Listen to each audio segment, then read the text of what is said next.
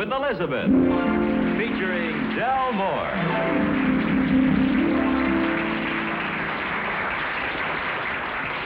Incident number 1 in the life of Elizabeth occurred the time they were going to try to cram a real long trip into a moderately long weekend. Anyway, every minute counted.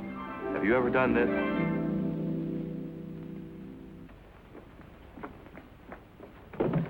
Elizabeth, how are you today?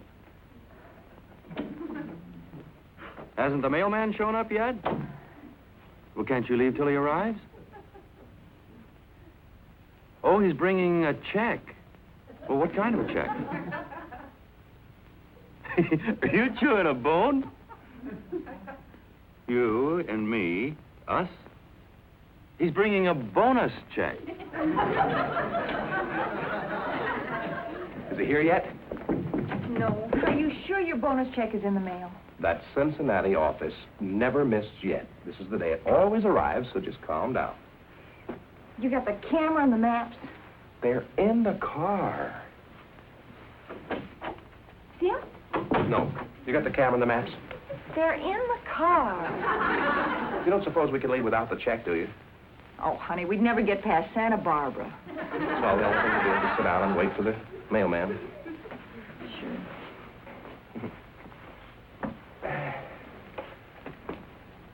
That's right. Give him plenty of time.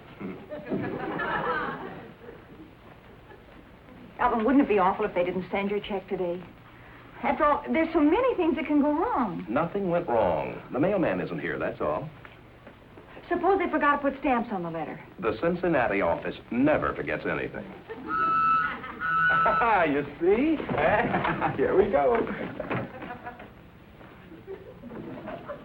Put them down. Who was the bread man? Maybe I better put the car away. Hi, here he is. You... Now, honey, don't look so brought down. After all, you gave the Williams kid that whistle yourself on his 6th birthday. I know it. But he's getting a little old for cops and robbers. He's 15. Well, sit down and relax. It's only a little past 10. He'll bring the check in a few minutes, and away we'll go. Alvin. What's the matter? Suppose it's a new mailman. Well, so what? He'll find the house. Don't get... No, he won't. Our house number's all faded from the sun. Go paint it. Elizabeth, there's another one painted on the curb. You'll find the house. Will you stop worrying? But every minute counts. Yeah, I know. Well, let's see, today is Friday. Oh. We'll need all day Friday and Saturday to get there so that we can use all day Sunday and Sunday night to get back. And that gives us just 15 minutes to relax and swim and play a couple of sets of tennis. Elizabeth, if you're being sarcastic, I would like to remind you that you helped plan this trip with me, you know. I'm sorry, darling, but we do have to use every available minute. One detour and we only swim halfway across the pool. Wait a minute. Shh. I think I hear something. Hey. Is that him? Is it? Not unless he sells Tutti Frutti on the side. I'll put the suitcases in the car. It'll help a little bit. Never mind, Alvin. What? I've got it all figured out. You got all what figured out? You said the Cincinnati office was efficient, right? Well, they never miss. All right, picture the scene. A big, efficient office. Yeah? The boss says, Miss Smithers? And she says, yes, Mr. Krovney? And he says, be sure Alvin's bonus check is in the mail by the 23rd. He's probably planning a vacation, and we wouldn't want to disappoint him. Elizabeth, I think you need a sedative. I'm just trying to show you how things can go wrong. And Mr. Krovney probably said, do you have his correct address? And she says, yes, it's 123 Elm Street, Los Angeles. But Mr. Krovney probably didn't even let it go at that. He said, is that Los Angeles, Texas, or California? So far, all you're proving is that it's in the mail. Everything's all right so far. Oh. She made out the check, and he signed it, and she gave it to the office boy to mail to 123 Elm Street, Los Angeles, California. And then what went wrong? What happened? The office boy goofed. A little rat. What did he do? Cincinnati's a baseball town. Yeah. The office boy put the letter in his pocket and mailed it after the game. We won't get our check until this afternoon's mail. If it's a double-header, we don't get it till tomorrow. Elizabeth, I'm going to call Mr. Fuddy and tell him about that kid. Don't do that, Alvin. We don't want to cost the boy his job. Well, maybe you're right. Anybody there? Just the mailman. Oh.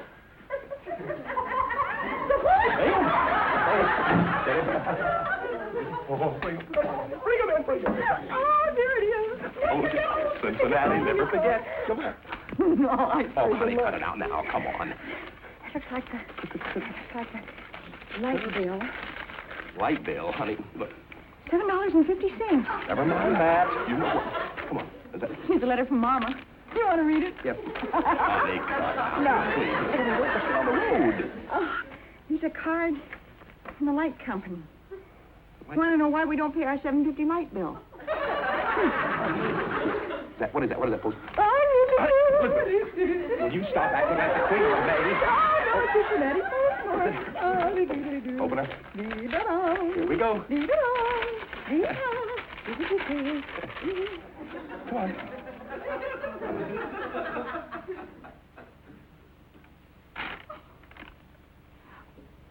I hate letters that start out occupant. Elizabeth, the office boy has got to go. Hello. Oh, hello, Mrs. Skinridge. Bags away. No, I... You what? You don't go away. Stay right there. I'll send the office boy after it. Well, yeah, I'm going to put the bag in the mailbox. In the mailbox. All right. Thank you, Miss Smithers. Skinridge. Goodbye. Who was he? It wasn't you, mailman. He delivered your check to Mrs. Skinridge. She accidentally steamed it open by mistake. How much? $483. Elizabeth, have a good time. Incident number 2 in the life of Elizabeth occurred when she was cleaning house one Saturday afternoon. It all started when she discovered that Alvin had quite a few things to get off his chest. The chest of drawers, that is.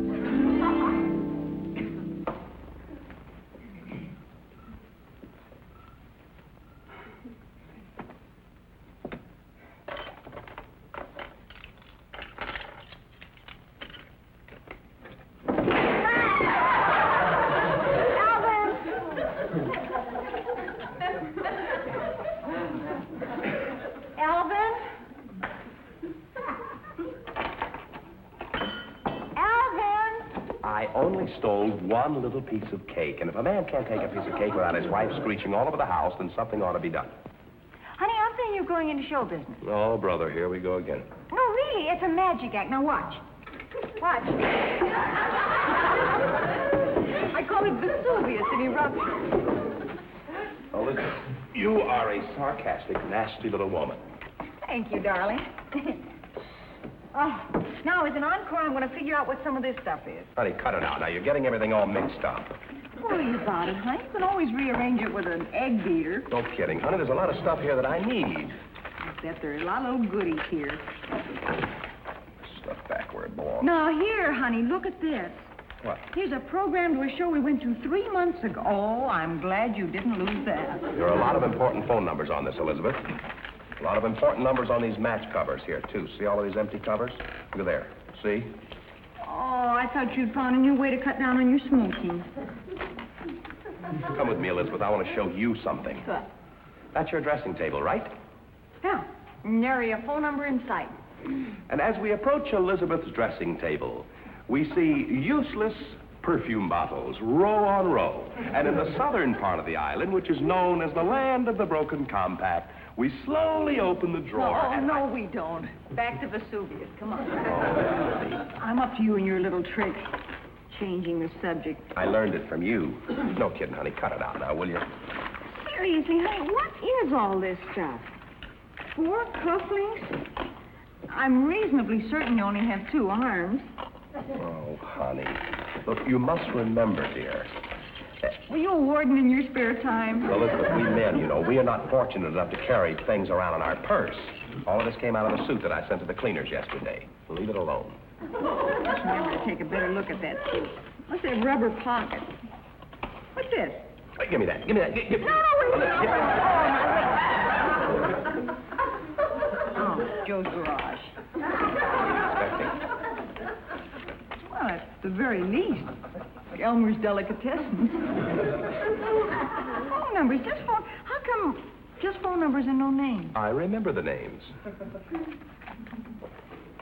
Right, whose number is this? Marzipan, 87691. The City Hall. Wait a minute. How can you tell if I'm right? I have the most wonderful little book right here. It's known as the telephone directory. Oh, that's very funny. That's City Hall, you're right. You see? Whose number is this? Plymouth 78431762X 2811 9404311 2947857 Elizabeth. 811 That happens to be the serial number of my dad's car. Look, since you're being so snug about this, let's take another little trip back to the land of the perfume bottles. Now, as we enter... no, you don't. Back to the soup. Hold your hand over here like this, so we don't get hit in the face. All right. No, really, now, look out. Okay. Oh, honey. Look, why do we have to do this now? I know where everything is. Will you cut it out? Well, the way I see it is this, Alvin. I'm apt to wander in here and open this drawer by mistake sometime, right? Oh, stop. Well, really, and if this stuff jumps out at me, I'm going to be scared, and I'll probably faint, and I might fall in the middle of all this, and you never would find me. Funny. Then you'd have to hire a safari, and you know how expensive they are. I might starve. Elizabeth, to get back to the original question, why are we doing this now? Because I want to reline all the drawers today. Oh, Alvin, now here's something you really need. A broken boomerang. Hand me that, Elizabeth. Next time we're in Australia, we're going to have it repaired. This is not a broken boomerang. It's a warped ruler. This must be a foot long, isn't it? We're now about to hear a funny joke. No, really, it's a foot from here to here, right? It's a foot. That's one foot that'll never have fallen arches. I made that up. I don't think I worded it right. Well... Boy, you've told some bad ones in your time, but that was the worst of the bunch. You just don't appreciate me and... Fallen arches. Oh, honey, now what's your perfectly good jacket doing just crammed in with everything else? I'll hang it up where it belongs. Honestly, you men, you cram everything into a little tiny space.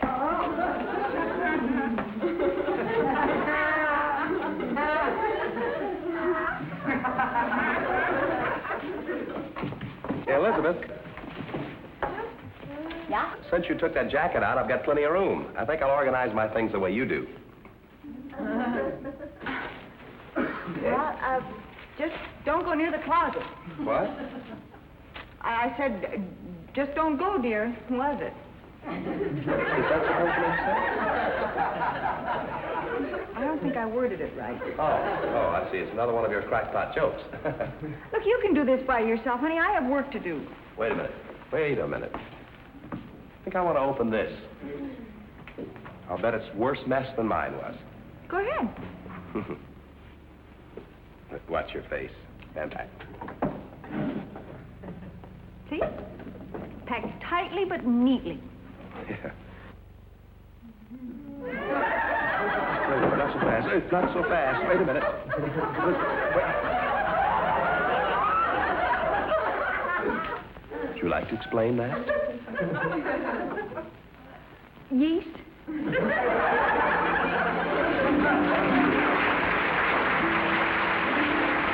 Incident number 3 in the life of Elizabeth was all Richard's fault.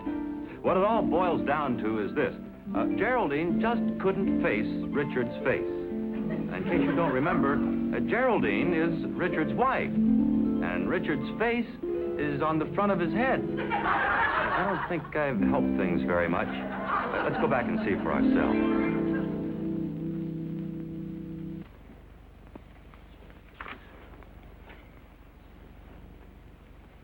Getting late. Yeah, one more chapter. My gosh, at 11:30?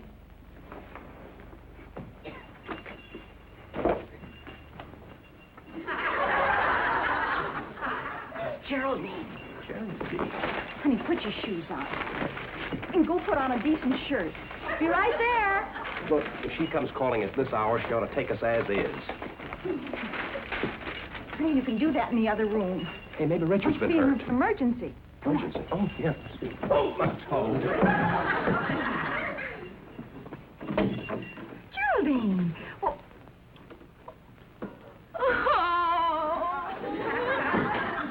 Jerry, wait a minute. Honey. Oh. Now, honey, everything's going to be all right. Tell me all about it. Alvin, go get some clothes on. Geraldine, I have to know what happened if I'm going to help you. I'm sorry. Is it Richard? What's happened to him? Oh! Geraldine, what's happened to Richard? If you love him, you have to tell me so I can help. Love him. I hate him. Well, that's more... Geraldine, I'm talking about Richard. So am I. Big, stupid Richard. Tell me what he's done. Well, you know how he always relies on me for everything? Now, I know he depends on you a lot. When you have a paper head, you have to rely on someone. You still haven't told me what he did. 6'3" of nothing. And all our married life, he's never done a thing without first consulting me, and now this. Oh, now we're getting somewhere. And now what? Elizabeth, thanks for letting me get it off my chest. I still don't know what happened. You're the only one I could turn to. You know how this sort of thing gets around. Oh, wait a minute. You won't tell a soul about Richard, will you? I can't. How far is Reno? Oh, Jerry, now you come over here and sit down. We're going to settle this once and for all. What are you going to do? I'm going to call Richard up and have him come over here, and we'll discuss this, whatever it is, like human beings. But you don't have to call him. He's right out front. I've got him locked in the car.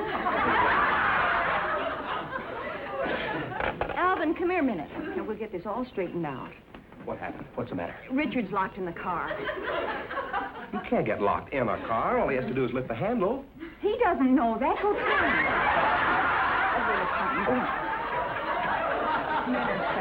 Now, tell me what happened. I just can't get over it. It's almost like a declaration of independence. Geraldine, I'm going to ask you a direct question, and I want a direct answer. What's Richard done? Haven't I told you? You haven't told me at least 6 different times. Well, you'll see for yourself the minute he walks in here. He won't come in. He's listening to a program on the car radio. Imagine. Richard! Tell her to cut that out. It's 11:30. Alvin, did you walk across that wet lawn in your bare socks? Bare socks. Honey, I told you. Put some slippers on or something. Go on. Look, no one but Richard could cause a trouble like this. Go on. Oh, Elizabeth, now you stand right over here. I want you to get the full impact when he walks in. Hi, Elizabeth. Hello, lovey. Hi. Say, let's all go out and sit in the car. There's a wonderful program on. If I know you were listening to the heater. You don't see anything. You don't. Look at that face.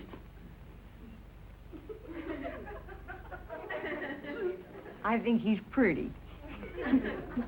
See? She used to like me when I was young and cute. Now she hates me because I'm old and cute. All right. Now, what's all the trouble? And don't you send me out for a dry tie or anything. Hello, Richard. As far as I can figure out, Geraldine hates Richard because he's old and cute.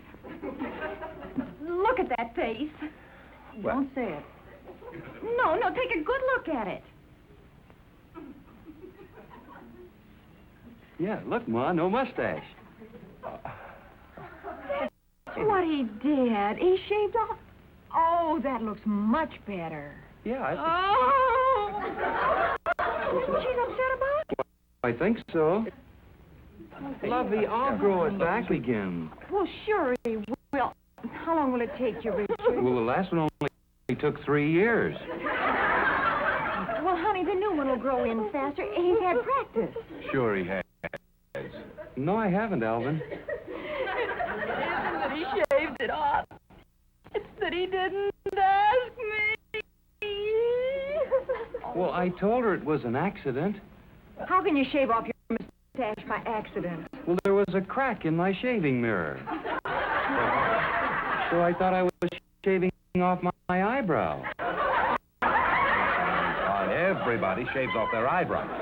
Richard, do you have your brain deadened regularly, or is it a monthly... Alvin! Geraldine, even you know that he... Geraldine's right, Alvin. She may hate him, but she still loves him. What? What? Now, I'm going to be the wise man here, and I'm going to interfere where I shouldn't. Well, you can't be a wise man. You're a girl. Richard, you go on right over there and sit down. Go on. Come here, Jerry. Come on. You sit right down next to Richard. Come on, honey.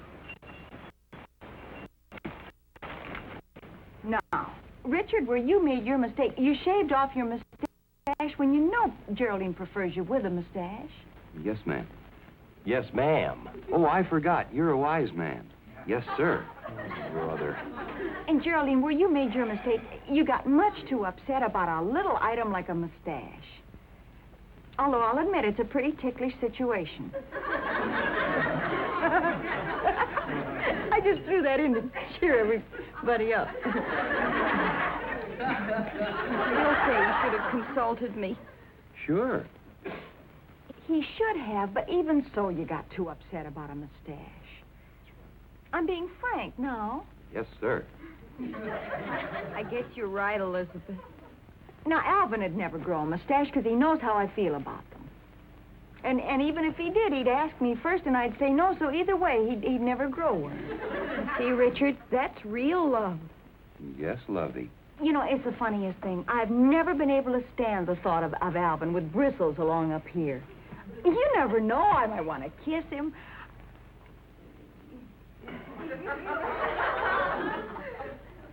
Alvin, do this. Oh, don't be silly. Tell us, what was the program in the car? Alvin, Oh, do it's this. real fine, lovey. Do this, don't you? Like this, Alvin. Watch me, Alvin.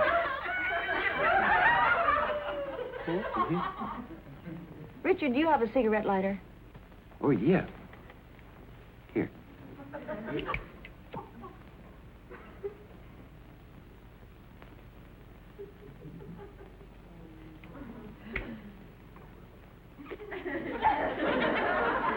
What's the matter, Elizabeth?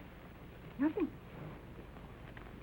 Honey, look, I'll cut it off in the morning. It's just a... It's nothing. Let's talk about something else. Well, I don't know what we're talking about now. Alvin's growing a mustache, and he didn't tell Elizabeth about it. Oh. Elizabeth, honey, it isn't really... You get so upset. Honey, please. It's just like one of those tennis mustaches. Two on either side. There's no reason to stop. I can... Everybody stop. Honey. I have a solution for the whole problem. What? Why don't you girls grow mustaches and not tell us about it?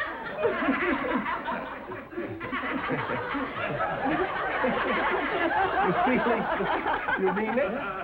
Oh, you mean it? Thank you. Say, do you have your friends every weekday? Oh, no. Hey, You could have one. Say goodbye to the people. Goodbye, everybody. No, really, it is that Now, here to say goodbye to you is the lovely star of our show, Betty White. Thank you, Jack. And thank you, everybody. Thank you. Poor Richard.